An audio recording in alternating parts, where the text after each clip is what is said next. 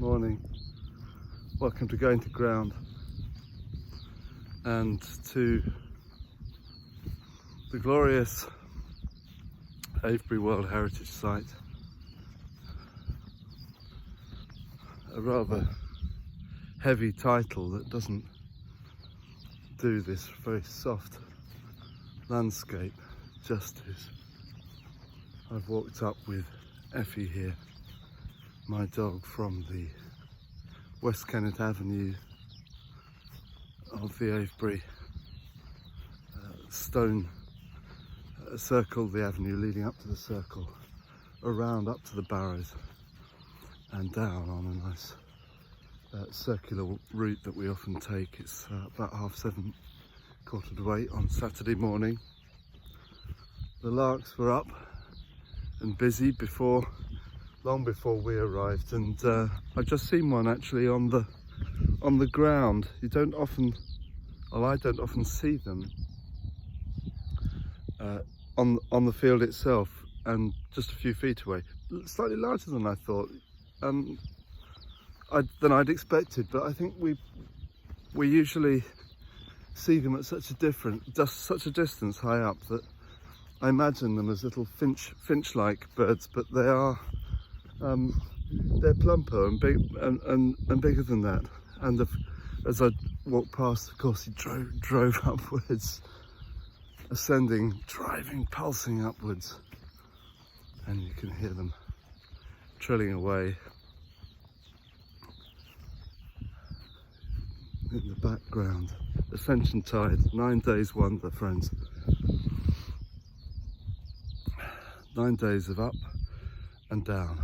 Up with the ascension of Christ, down with the pouring out of the Holy Spirit onto the disciples on Whit Sunday, the day of Pentecost. That's the Christian frame anyway to this season. Up and down. Waveforms I've been thinking about so much during these last couple of weeks, and spoke about it on Going to Ground a couple of weeks ago. The lie of the land is in that in that form. The mounds do it, rising and falling in arcs. Everything living has that arc, and the seasons of life likewise have their rise and fall. And we just happened upon 3 deer, as often happens at the Barrows, the burial mounds here, with their ears like chestnut leaves poking out of the top of the crops in the field, and see them, and then they gradually they stand so still, but then emerge quietly out. Put Effie on the lead because she'd be after them. And I saw those six leafy ears, and then they were off, leaping in quiet waves over the fields. So stealthy, you can barely hear the ripple in the barley as they move. And their flight, again, the soft arcs over the landscape.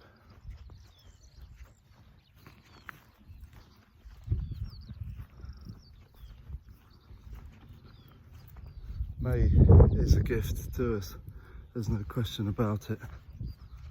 And May too will conclude before we know it. What's that? Is it a Thomas Gray poem about spring? Something about we frolic while we can in May. I can't remember the line. I'll check it out. It's something about frolicking anyway. So maybe you'd be able to do a bit of that today. But May feels like a lease, and a longish lease as well, with 31 days. Let's get the most out of this month. For what goes up, dear friends, must come down. God bless you as you go to ground.